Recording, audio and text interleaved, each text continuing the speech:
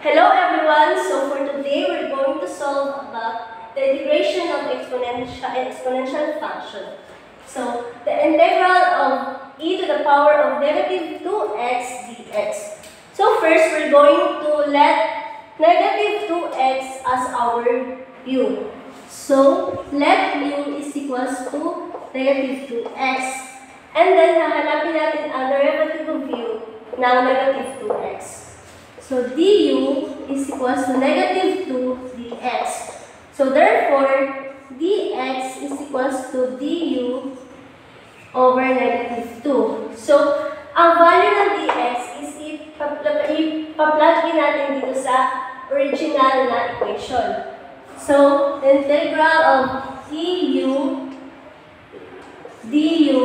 over negative 2.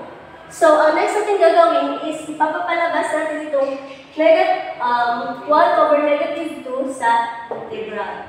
So, negative 1 over 2, the integral of eu du.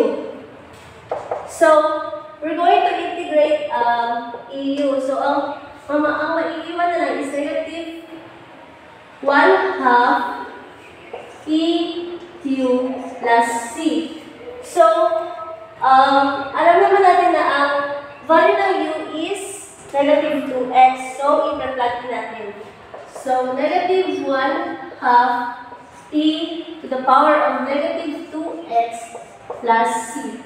So, ito yung sagot. Or, e negative 2x plus c over